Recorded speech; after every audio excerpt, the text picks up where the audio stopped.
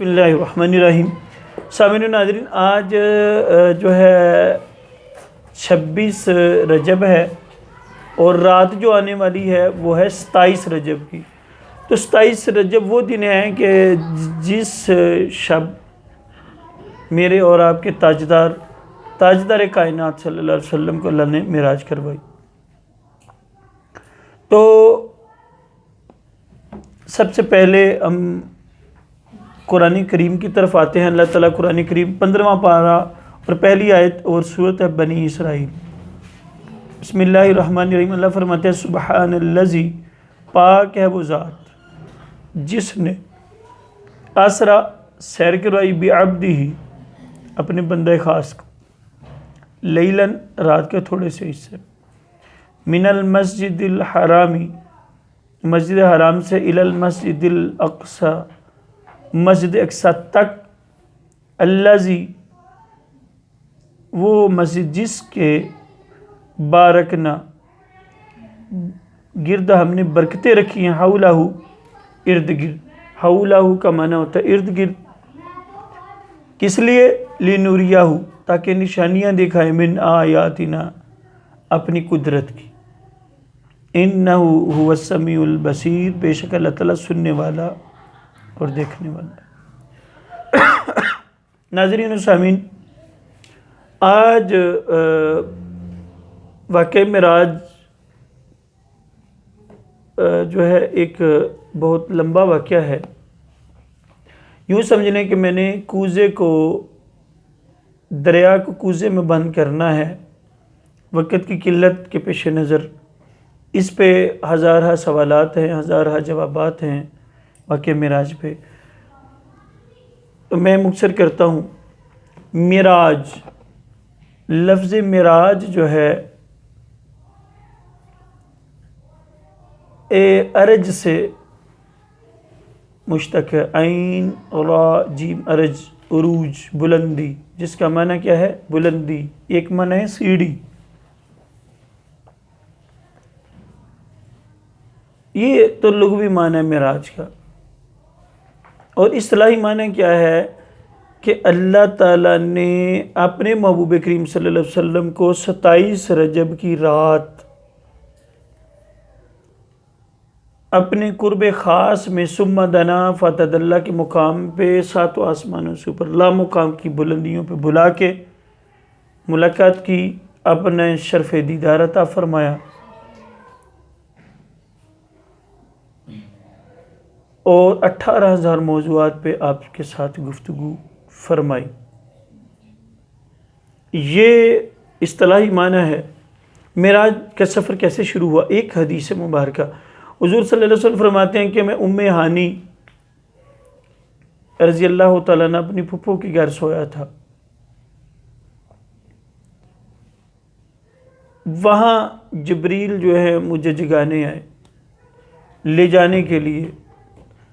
تو آج سے 20-30 سال پہلے بھی آپ نے دیکھا ہوگا کہ لوگ گھروں کے چھتوں پر ایک سوراخ رکھا کرتے تھے، پسار میں، پچھلے کمرے میں۔ اس طرح حضرت ہانی رضی اللہ تعالیٰ عنہ کے گھر کے چھت میں بھی سوراخ تھا۔ اس کمرے میں جس جگہ تاجدار کائنات سوئے ہیں، اس سوراخ کے راستے، اس راستے کیوں داخل ہوئے؟ علماء فرماتے ہیں کہ دروازے کے راستے آتے، دروازہ کھٹکھٹاتے تو حضور کو جگانے کے آداب کے خلاف ہو جاتا، حضور سوئے تھے، اس لیے سوراخ کے راستے داخل ہوئے تو قدموں کو بوسا۔ علماء فرماتے ہیں کہ سوچا جبریل علیہ السلام نے کہ ہاتھ پکڑ کے جگاؤں، آواز دوں، تو پھر فیصلہ کیا ہوا کہ اپنے کفوری ہونٹوں کو آقا علیہ السلام کے پاؤں مبارک پہ رکھا، چوما، بوسا دیا۔ جبریل فرماتے ہیں تب مجھے سمجھ آئی کہ میرا جسم نورانی اور میرے ہونٹ کافور کے کیوں بنائے گئے، کہ مصطفیٰ کے قدموں کو بوسا دینا تھا۔ مجھے معراج کی رات اس بات کا جو ہے نا وہ واضح آشکار ہوئی بات۔ پھر آقا علیہ السلام اٹھے، اور پھر ایک حدیث ہے جو بخاری شریف میں بھی ہے، اللہ کے محبوب فرماتے ہیں میں صحن کعبہ میں سویا ہوں، تو حضرت جبرائیل علیہ السلام تشریف لائے اور آپ براق لائے،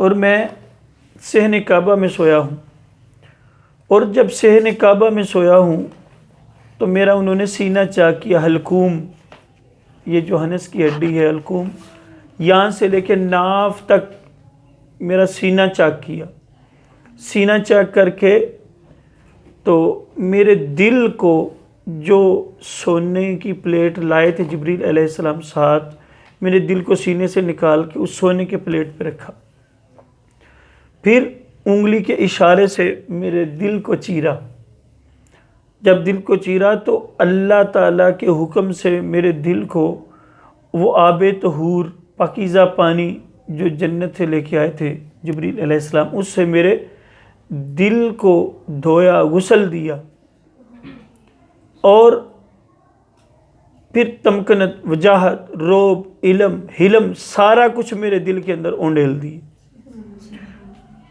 اور میرے سینے کے اندر میرے دل کو رکھ دیا۔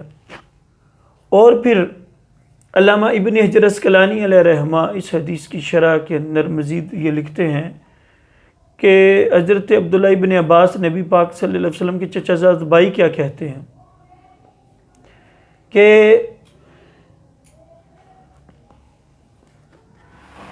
تاجدار کائنات صلی اللہ علیہ وسلم کو جبریل نے بتایا، یا رسول اللہ صلی اللہ علیہ وسلم جب آپ کا قلب اطہر چیرا گیا تو اس کے اندر 2 آنکھیں ہیں اور 2 کان ہیں، سبحان اللہ، یہ عظیم معجزہ ہے جن سے اللہ کے محبوب صلی اللہ علیہ وسلم پیچھے دائیں جانب اوپر نیچے دیکھا کرتے تھے۔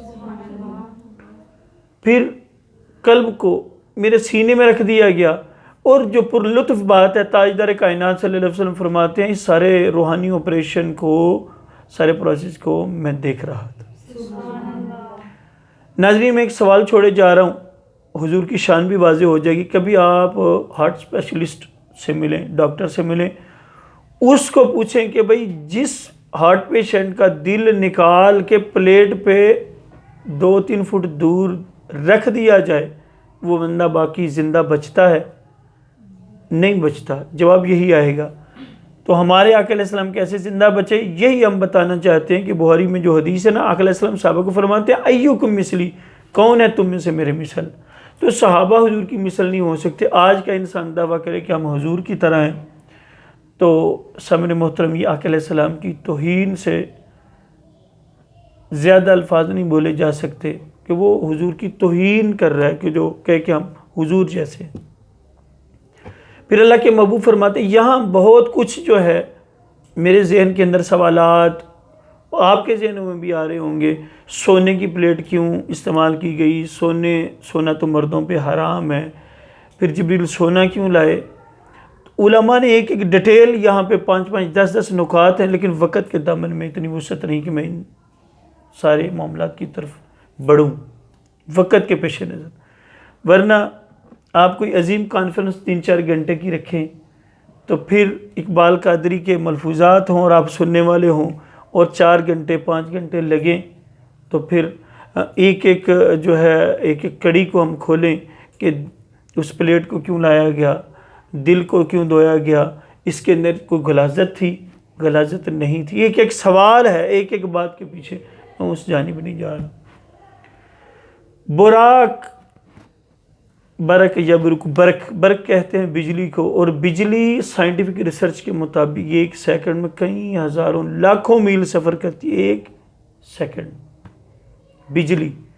اور اللہ کے محبوب صلی اللہ علیہ وسلم فرماتے ہیں جو براق معراج کی رات میرے لیے لایا گیا وہ خچر سے تھوڑا چھوٹا اور گدھے سے تھوڑا بڑا تھا، اور جنت سے لایا گیا 70,000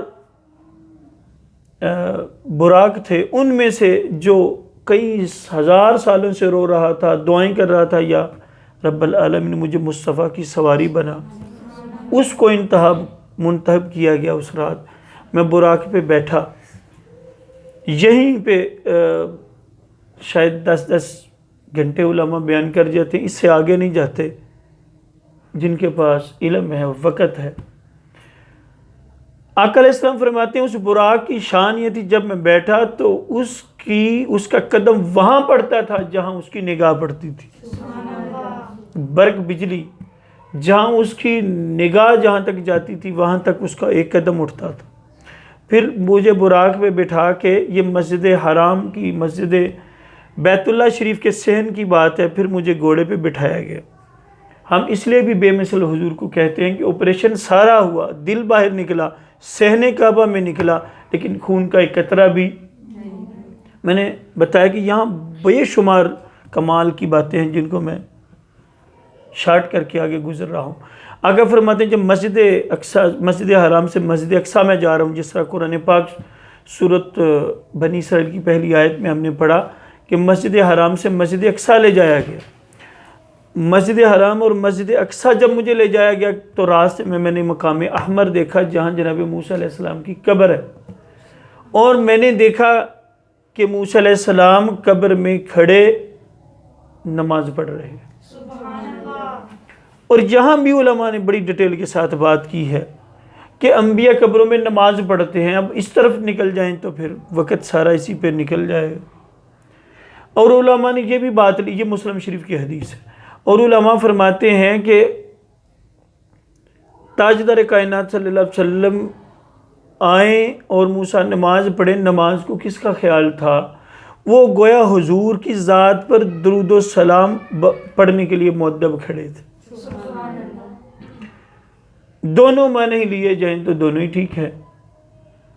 اور یہاں پر لطف جو بات ہے، فرماتے ہیں آقا کہ پھر میری سواری مسجد اقصیٰ پہنچی، پتھر جو میری کتاب میں بھی آپ نے پتھر دیکھا ہے جو زمین سے اٹھا ہوا ہے، کائنات کا سب سے بڑا معجزہ، معراج کے اوپر میری لکھی ہوئی اپنی کتاب ہے، اس میں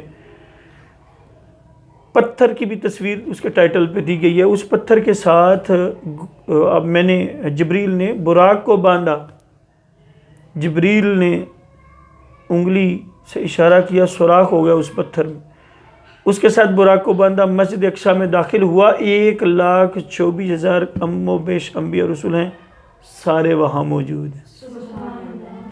پھر جبریل علیہ السلام نے مجھے گھٹنے سے پکڑا اور ممبر پر لے گئے، اور پھر سارے انبیاء نے خطاب فرمایا۔ آدم علیہ السلام نے الگ، شیس علیہ السلام نے الگ، ادریس علیہ السلام نے الگ، کیا کیا خطاب ہوئے، یہ بھی 2-3 گھنٹے کا خطاب ہے، ان کو مختصر کرتے ہیں۔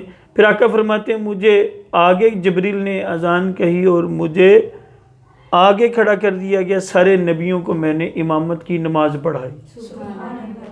امام کسے بنایا جاتا ہے یہ الگ موضوع ہے، اس پہ بھی 1.5 گھنٹے کا خطاب ہے کہ امام اسے کہا جاتا ہے جو مقتدیوں سے قرات میں بھی اچھا ہو، مقتدیوں سے علم میں بھی اچھا ہو، مقتدیوں سے مقام میں بھی اچھا ہو، علم، حلم، بردباری، زہد، تقوی، ورع، سب چیزوں میں جو بڑا ڈیفرنٹ قسم کی کیفیت رکھنے والا ہے وہ امام بنتا ہے۔ تو موسیٰ، ادریس، یحییٰ، جناب یوسف، جناب یعقوب، جناب ابراہیم، سارے نبی حضرت آدم تا عیسیٰ وہاں جمع ہیں اور حضور ان کے امام بن گئے۔ پھر میں نے خطاب فرمایا، پھر آسمان سے سیڑھی آئی، سیڑھی کے ذریعے پہلے آسمان پہ میں پہنچا۔ پھر حضور صلی اللہ علیہ وسلم کی ٹوٹل 5 سواریاں تھیں معراج کی رات۔ لوگوں کے ذہنوں میں ایک سواری ہے، 5 سواریاں۔ مسجد حرام سے مسجد اقصیٰ تک براق، پھر مسجد اقصیٰ سے پہلے آسمان تک سیڑھی آئی، پھر پہلے آسمان سے 7ویں آسمان تک جبریل علیہ السلام کے پروں پر گئے، تیسری سواری۔ چوتھی سواری پھر ثم دنا فتدلی کے مقام سے آگے جو مقام آیا تو پھر بقعہ نور رف رف آیا۔ چوتھی سواری رف رف، یہ کیا ہے؟ یہ ایک مصلی کی طرح، یہ ایک کمرے کی طرح ایک حالہ ہے جو نور کا حالہ، جس میں تاجدار کائنات صلی اللہ علیہ وسلم فرماتے ہیں بقعہ نور آیا۔ بقعہ نور پھر مجھے ثم دنا فتدلی کی بلندیوں تک لے جایا گیا، پھر آگے جو ہے بقعہ نور، رف رف کے بعد بقعہ نور آیا۔ یہ 5 سواریاں حضور علیہ السلام کی معراج کی رات 5 چیزیں بنی۔ پہلے آسمان پہ پہنچا تو میری ملاقات جب دستک دی، بخاری شریف کی حدیث ہے، آپ فرماتے ہیں کہ جبریل علیہ السلام سے دربان باب اول، آسمان اول کے دربان نے پوچھا من انتا، دروازہ کھٹکھٹانے والے تو کون ہے؟ تو جبریل کہتے ہیں آنا جبریل۔ کہا ماں کا، بخاری شریف کی حدیث، آپ کے ساتھ کون ہے؟ کہا آپ محمد صلی اللہ علیہ وسلم۔ کہا بلایا گیا ہے ان کو، یا حضرت بلایا گیا ہے۔ پھر دروازہ کھولا، سامنے ابا جی آدم کھڑے ہیں جو کہتے السلام علیکہ یا اخی، اے بیٹے، اے بھائی، تم پر سلامتی ہو۔ السلام علیکہ یا اول، السلام علیکہ یا آخر، اے بھائی تیرا آنا مبارک، اے بیٹے تیرا آنا مبارک۔ حضرت آدم سینے سے لگاتے ہیں، گفتگو ہوتی ہے، پھر دوسرے آسمان پہ دستک ہوتی ہے، پھر ادریس علیہ السلام ملتے ہیں، پھر تیسرے آسمان پہ سوال یہی ہے من انتا، آپ کون؟ میں جبریل۔ ماں کا، آپ کے ساتھ کون؟ تو یہ بڑے پیارے لفظ ہیں کہ اہلاً و سہلاً مرحبا۔ ہر نبی نے کیا بولا؟ اہلاً و سہلاً مرحبا۔ اہلاً کا معنی کیا ہوتا ہے؟ ہم پڑھتے ہیں سنی، لیکن سنیوں کو معنی بھی نہیں آتا، اسی لیے پھر دوسرے لوگ کہتے ہیں اہلاً و سہلاً بدعت ہے۔ بدعت نہیں ہے حضور کی آمد پہ پڑھنا، ابا جی آدم کی سنت، شیس علیہ السلام کی سنت، جناب عیسیٰ کی سنت۔ اہل کا معنی ہوتا ہے، اہل ہوتے ہیں رشتہ دار۔ یہاں جب کسی کو کہا جائے نا اہلاً و سہلاً، اس کا معنی ہوتا ہے اہلاً آپ ہمارے رشتہ دار ہیں، آپ ہمارے عزیز ہیں، بس سہلاً ہمارے دل کی اور ہمارے گھر کی زمین آپ کے لیے نرم ہے۔ سہل کا مطلب نرم و نازک، یعنی پروٹوکول کے لفظ جو ہیں یہ ہم اپنی طرف سے نہیں بولتے، حضور کی آمد پہ آدم علیہ السلام کی سنت ہے اور بخاری سے ثابت ہے۔ ایسے ہی چوتھے آسمان پہ جناب عیسیٰ ملے، پانچویں پہ جناب ابراہیم، چھٹے پہ ایسے ہی ابراہیم علیہ السلام کو میں نے دیکھا وہ بیت المعمور کے ساتھ ٹیک لگائے بیٹھے ہیں۔ بیت المعمور کیا ہے؟ بیت المعمور عرش، اہل عرش کا کعبہ کیا ہے؟ کعبہ، یہ خانہ کعبہ کی سیدھ میں ساتوں آسمان کے اوپر کعبے ہیں۔ اللہ کے محبوب صلی اللہ علیہ وسلم فرماتے ہیں یوں ایکسپلین کر لو کہ بیت المعمور فرشتوں کا کعبہ ہے جس کے گرد فرشتے طواف کرتے ہیں۔ یہاں خانہ کعبہ کی سیدھ میں ساتوں آسمانوں کے اوپر ثم دنا فتدلی تک ساتوں آسمان میں کعبے ہیں، ہر ایک کا نام مختلف ہے۔ اور بیت المعمور کے قریب سے پتھر پھینکا جائے، مثلا امام احمد بن حنبل کی حدیث ہے کہ وہ ساتوں آسمانوں کے قبلوں سے ہوتا ہوا یہ دنیا کے اندر جو کعبہ ہے اس کی چھت پر پتھر گرے گا آگے۔ اس کی سیدھ میں اتنے کعبے اس کی سیدھ کے اندر آسمانوں میں موجود ہیں۔ پھر آقا فرماتے ہیں میں نے پھر فرشتوں کو بھی جماعت کروائی، فرشتوں کو بھی میں نے نماز پڑھائی، یہ بھی علامہ قسطلانی علیہ رحمۃ اللہ میں لکھا۔ اور یہاں چوتھے آسمان پہ ہی تذکرہ ہے کہ آپ نے سورج کو دیکھا۔ سورج کہاں ہے؟ چوتھے آسمان، جو حدیث میں لفظ ملتے ہیں، اور چاند بھی وہی ہے، مختلف الفاظ بھی ملتے ہیں۔ اور یہیں جنت، یہیں جہنم کے نظارے مجھے کروائے گئے۔ میں جہنم کے اندر جب داخل ہوا تو کیا دیکھتا ہوں کہ ایسے لوگ دکھائے گئے کہ جن کے زبانوں کاٹی جا رہی ہیں، زبانیں کاٹی جا رہی ہیں۔ میں نے پوچھا جبریل یہ کون لوگ ہیں؟ تو فرمایا گیا آپ کی امت کے علماء جو واعظ کرتے، بیان کرتے لیکن خود عمل نہیں کرتے تھے۔ اور ایک لوگوں کو دیکھا کہ لوہے کی لگام ڈالی گئی۔ میں نے پوچھا جبریل یہ کون لوگ ہیں؟ تو بتایا گیا کہ آپ کی امت کے وہ لوگ کہ جو علم چھپاتے تھے۔ پھر میں نے ایسی عورتوں کو دیکھا جو بالوں کے بال لٹکائی گئی ہیں۔ میں نے پوچھا جبریل یہ کون ہے؟ کہا جو پردہ نہیں کرتی تھی، بے پردگی کرتی تھی اور غیر محرم ان کے بالوں کو دیکھا کرتے تھے یہ۔ اور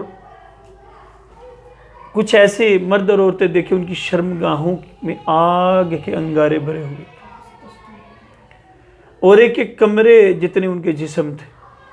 میں نے پوچھا جبریل یہ کون لوگ ہیں؟ تو فرمایا گیا، بتایا گیا یا رسول اللہ صلی اللہ علیہ وسلم آپ کی امت کے زانی مرد اور زانیہ عورتیں۔ میں نے آگے نظارہ کیا دیکھا کہ خون کی وادی ہے، خون کی وادی میں لت پت پڑا ایک شخص وہ خون کی وادی سے بچ بچا کے باہر نکلتا ہے، تو خون کی وادی کے داہنے پہ ایک فرشتہ کھڑا ہے، پتھر لے کے وہ اس کو مارتا ہے، وہ دوبارہ پتھر لگنے سے وادی میں گر جاتا ہے اور ڈبکیاں کھاتا ہے، اور پھر بار بار یہ عمل اس کے ساتھ کیا جاتا ہے۔ پھر میں نے دیکھا کہ جو کچھ لوگ ان کے ناخن تانبے کے بنے ہیں اور اپنے سینے کو چھیل رہے ہیں۔ میں نے پوچھا جبریل یہ کون لوگ ہیں؟ کہا جبریل علیہ السلام نے عرض کی یا رسول اللہ صلی اللہ علیہ وسلم یہ غیبت کرنے والے مرد اور غیبت کرنے والی عورتیں جو دنیا میں غیبت کرتے تھے، ایسے ہی کم تولنے والے، کم ماپنے والے اور دیگر عذاب۔ اور دیکھا گیا جو بے نمازی ہیں ان کو بھی الٹا لٹکایا گیا ہے۔ تو میں نے پوچھا جبریل علیہ السلام یہ کون ہے؟ تو بتایا گیا کہ آپ کی امت کے بے نمازی لوگ ہیں۔ تو یہ اس کے علاوہ بھی بے شمار احوال دیکھے۔ پھر جب سدرۃ المنتہا پہ پہنچے، یہ ساتوں آسمانوں کے اوپر ایک مقام ہے، وہاں جب پہنچا میں تو سدرہ کہتے ہیں بیری کے درخت کو، اور منتہا جہاں پر نورانی مخلوق کی، انسانی مخلوق کی انتہا ہے، کوئی نہیں جا سکتا۔ تو پھر میں نے جبریل کو یہاں سے کہا کہ آگے چلو، تو جبریل علیہ السلام عرض کرنے لگے یا رسول اللہ صلی اللہ علیہ وسلم میں ایک بال برابر بھی اس سے آگے جاؤں تو میرے پر جل جائیں، تو لہٰذا میں آگے نہیں جا سکتا۔ تو آقا علیہ السلام گئے، رف آیا، پھر بکہ نور آیا، پھر ثم دنا فتدلی کے مقام پہ آقا علیہ السلام چلے گئے۔ پھر اللہ تعالیٰ کے ساتھ ملاقات کیسے ہوئی یہ بھی قرآن کریم نے ایکسپلین کیا کہ ثم دنا، ثم کا مطلب ہوتا ہے پھر، دنا یا دمن دنا کا مطلب ہوتا ہے قریب ہونا، ثم دنا پھر قریب ہوئیں، فتدلی تدلیہ کا معنی دلہ یا دلو کا معنی عربی کے اندر ہوتا ہے اوپر سے نیچے آنا، ذات باری تعالیٰ جس مقام پر تھی اس سے اتر کے۔ یہاں لوگ متحمل نہیں اس معنی کو سمجھنے کے کہ اللہ تعالیٰ محبوب کو پروٹوکول دینے کے لیے جو اس کی شان کے لائق ہے آگے بڑھا۔ فَكَانَ قَابَ قَوْسَيْنِ، جیسے ہم نے دیکھا ہوگا کہ بادل جب برس رہے ہوں تو قوس قزح بن جاتی ہے، اس طرح کی قوس بن گئی۔ یا پھر فرمایا کان قاب قوسین او ادنا، دو کمانوں کا فاصلہ رہ گئے۔ سورہ النجم کے اندر یہ ساری کیفیات لکھی ہیں۔ ثم دنا پھر اور قریب ہوئی، فتدلی اس طرح قریب ہوئیں دونوں ذاتیں۔ یہاں لوگ الجھاؤ پیدا کرتے ہیں کہ رسول کے قریب جبریل ہوا یا جبریل اللہ کے قریب ہوا۔ ہم سب سے مضبوط اتھینٹک حدیث پیش کرتے ہیں جس پہ تمام متفق ہیں، بخاری شریف میں حدیث ہے کہ حضرت عبداللہ ابن عباس سے کسی نے پوچھا یا حضرت آپ بتائیں ثم دنا فتدلی میں کون کس کے قریب ہوا، اس کی ونڈ کریں، تھوڑی سی وضاحت کریں، ایکسپلین کریں۔ تو آپ نے فرمایا کہ اس سے مراد ثم دنا، بخاری شریف میں یہ روایت موجود ہے، فرمایا ثم دنا فتدلی میں ثم دنا یہ قریب ہوا، یعنی محمد صلی اللہ علیہ وسلم یعنی ربا رحمان اللہ کی ذات جو ہے مصطفیٰ کے قریب ہو۔ اب اس سے بڑھ کے اور آگے لفظ ہے ما زاغ البصر وما طغی، جب اللہ کے محبوب نے اللہ کو دیکھا نہ نگاہ حد سے بڑی نہ دائیں بائیں بہکی، مصطفیٰ کا دیدار کرتی رہی، اللہ کا دیدار کرتی رہی۔ اور یہیں شاعر نے لکھا مصطفیٰ نے وی خود خدا نو کول جا کے ویکھیا تے خود خدا نے وی ماہی نو سامنے بٹھا کے ویکھیا۔ یہ نعت یا جو کلام ہے یہ اسی تناظر کے اندر شاعر نے لکھا ہے۔ پھر 18,000 موضوعات پہ گفتگو ہوئی، اور پھر 50 نمازوں کا تحفہ، اور بڑی جو ابتدائی بات ہے، حد اختتام تک پہنچنے والی بات ہے، وہ یہ ہے کہ جب اللہ تعالیٰ اور اللہ تعالیٰ کے محبوب آمنے سامنے ہوئے تو وہاں یہ لفظ ہیں کہ اللہ کے محبوب صلی اللہ علیہ وسلم فرماتے ہیں کہ اللہ تعالیٰ نے فرمایا کف یا محمد، کف کا مطلب ہے ٹھہرو محمد، السلام علیکہ، تیرا رب تجھ پہ پروٹوکول کے ساتھ سلام پیش کرتا ہے، کف یا محمد، محمد صلی اللہ علیہ وسلم ٹھہریے، السلام علیکہ ایھا النبی ورحمۃ اللہ وبرکاتہ، اے محبوب آپ پر سلامتیاں ہوں۔ اللہ نے پھر وہاں ارشاد فرمایا محبوب کیا لائے ہو میرے لیے؟ تو اللہ کے محبوب نے بڑا پیارا ارشاد فرمایا، یہ ہمارے لیے قابل عبرت لفظ ہیں۔ اللہ کے محبوب نے عرض کی یا رب العالمین وہ لایا ہوں جو تیرے پاس بھی نہیں، تیرے لائق بھی نہیں، تیری جناب میں بھی نہیں۔ اب بڑے حیران کن الفاظ کہ جو تیرے لائق بھی نہیں، تیری جناب میں بھی نہیں، تیری شان کے لائق بھی نہیں، تیرے پاس بھی نہیں، محبوب کیا لائے ہو؟ فرمایا ساری زندگی کے سجدے، ریاضتیں، عبادتیں، سارا کچھ اپنی جبین نیاز کے سجدے، یعنی عاجزی لایا ہوں، کیونکہ اللہ کسی کے سامنے عاجز ہو سکتا؟ اللہ سے بڑا کوئی ہوگا تو اللہ عاجزی کرے گا نا، اللہ سجدہ کرے گا، اللہ سجدہ کرنے سے قاصر ہے۔ یا رب العالمین وہ لایا ہوں جو تیرے لائق بھی نہیں، تیرے پاس بھی کیا؟ عاجزی، اپنی جبینوں کے سجدے، اپنی قربانیاں، اپنی ریاضتیں یا رب العالمین تیری بارگاہ کے اندر پیش کرتا ہوں۔ پھر اللہ تعالیٰ نے محبوب کریم صلی اللہ علیہ وسلم کا استقبال کیا، پھر 18,000 موضوعات پہ باتیں ہوئیں، ان میں سے ایک یہی ہے کہ جو آؤٹ آف کیمرہ ابھی بات ہمارے یہاں چل رہی تھی کہ اماں عائشہ صدیقہ رضی اللہ تعالیٰ عنہا جب معراج کی رات واپس آئے اللہ کے محبوب صلی اللہ علیہ وسلم، آپ نے فجر کی نماز پڑھائی تو صحابہ کو واقعہ معراج بیان کرنا چاہا۔ یہ سفر 18,000 موضوعات پہ اگر گفتگو ہوئی تو کئی ہزاروں سال کی گفتگو پہ اوپر محیط یہ واقعہ ہے، جس کو کیسے بیان کیا گیا؟ قرآن کریم میں فرمایا، آپ بھی جو آیت ہم نے سورۃ بنی اسرائیل کی کا ریفرنس دیا، لیلن،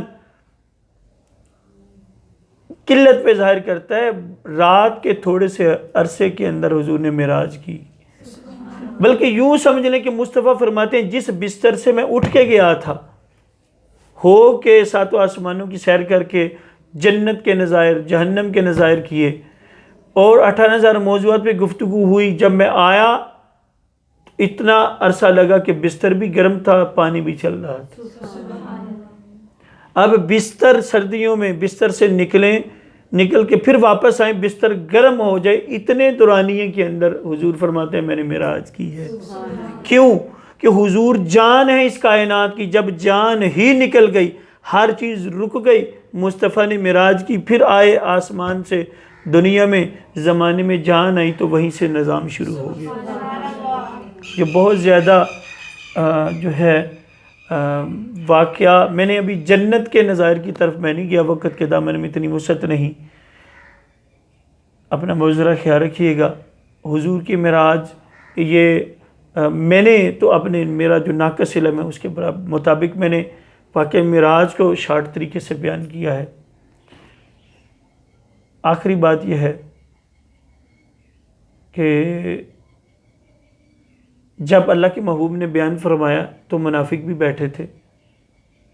اللہ کے محبوب نے فرمایا میں نے رات کے تھوڑے سے عرصے میں معراج کی، تو منافق نہ مانے، وہ اٹھ کے جناب صدیق اکبر کے پاس گئے، سلام لے کے کہتے ہیں اے صدیق بتاؤ کوئی بندہ یہ دعویٰ کرے میں نے جنت دیکھی، دوزخ دیکھی، آسمان دیکھے، 500 سال پہلے آسمان تک، مسجد حرام سے مسجد اقصی تک کی فاصلہ 2 مہینے کا ہے، تو حضور آپ کوئی کہے کہ میں مسجد حرام سے مسجد اقصی گیا ہوں، پھر 7 زمینیں 7 آسمان، جنت جہنم سارا کچھ دیکھا، اللہ سے 18,000 موضوعات پہ گفتگو ہوئی، مان لو گے؟ تو حضرت ابوبکر صدیق فرماتے ہیں نہیں، یہ بات ماننے میں آ ہی نہیں سکتی، یہ ہو ہی نہیں سکتا۔ ابو جہل کہنے لگا پکی بات ہے نا؟ آپ نے کہا پکی بات ہے، میں نہیں مانتا۔ کہا کہ پھر تیرے محمد نے یہ دعویٰ کیا ہے؟ کہا اگر محمد نے دعویٰ کیا ہے تو میں تصدیق کرتا ہوں، حضور نے سچ فرمایا۔ کہنے لگا کہ تسی تے گل تو پھر گئے ہو، तुसें क्या सी मैं नहीं मुकरांगा, मैं नहीं मानदा, तो तेरे मुहम्मद ने दावा किया। आपने बड़ा प्यारा जवाब दिया, तुसी आख्या जी लोग आखण तो हजूर लोग तो नहीं ना, हजूर तो मेरे महबूब ने, हजूर ने। फिर उस वक़्त से आपको लक़ब मिल गया कि अबू बकर सिद्दीक, नबी की तस्दीक करने वाला। तो ये वाक़या मेराज इन मुख्तसर अल्फाज के साथ मैंने बयान किया। अल्लाह ताला मेरा आपका हामी व नासिर हो, और आपने डिटेल में इस वाक़े को सुनना हो तो मेरा मशवरा है अल्लामा ताहिर अल क़ादरी साहब को सुने, अल्लामा रज़ा साकिब साहब का ये बयान इस पे सुने डिटेल के साथ, और मुफ्ती कासिम साहब, मुफ्ती अकमल साहब, पीर अजमल साहब का बयान सुने।